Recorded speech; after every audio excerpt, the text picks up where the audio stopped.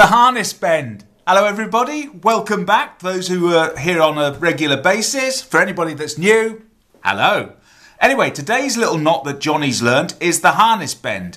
And rather nice little knot. I like this knot firstly because when it is pulled up tight, this isn't pulled up tight at the moment because I just want to show you the structure of it, but it's a fairly low profile knot. So if you're joining two pieces of cordage together and you want a low profile knot, in other words, it's not a big massive knot there, the harness bend is a rather nice little knot to tie in two pieces of cord. So in other words, if you've got some lacing, or in fact, let's see, I actually learnt this one from Knots by Gordon Perry, and to be honest, if you like your practical and decorative knots, it's a nice little knot book, got lots of different knots in it, but that's where I got this particular one from this time. Sadly, Gordon is no longer with us, but his book is, so we can carry on and pass on this knot to other people.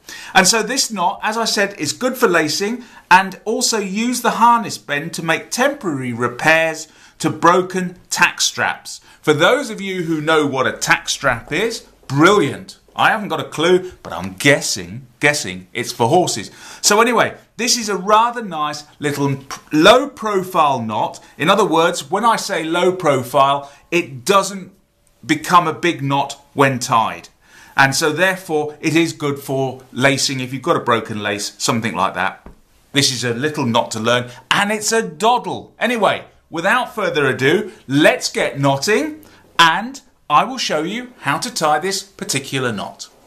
So as you can see here, here's my two broken bits of tack that I need to put together. And so the first thing I'm going to do to tie the harness bend is get hold of one of your leads and form a loop in that lead. And so I'm just going to form a loop in there, and as you can see, my lead is now going down underneath itself, form a loop there, over the top, and off to the left hand side goes the working end. The next thing that I'm going to do is I'm going to get the other end of my lead and I'm going to pass it down through that hole created there. Pass it down through that hole there. Then the next thing I'm going to do is I'm going to bring it over the working end of the red one. So take it over the working end of the red one, and then the next thing I need to do is, let's see, there's my working end, yellow working end. The next thing we want to do is just bring it around over the top of my standing end of my red one. So take it round over the standing end. So bring it over the standing end, and there we go, we're coming out there like that.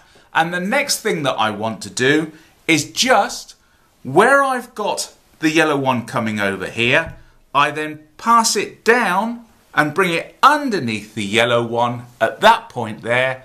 And you can see now, let's just tighten them up a little bit.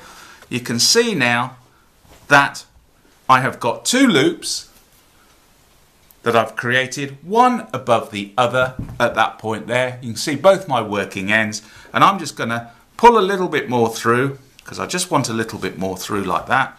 And now I can pull them up nice and tight, and those two will lock into place, and we end up with a really nice, secure, very simple, very easy bend within which to secure two ropes together.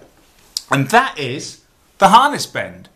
So once again, thanks everybody for watching. I'm sure this one wasn't the most riveting knots of all to learn, but some of you will find this one useful, especially if you've got a broken lace. Some of you may even be horse riders and your tack is broken as well. But please, like every other knot, if you've got an experience with a particular knot, drop me a comment down below and tell me about it, and I'll see you again next time where we'll have another knot session. Take care then. Bye-bye.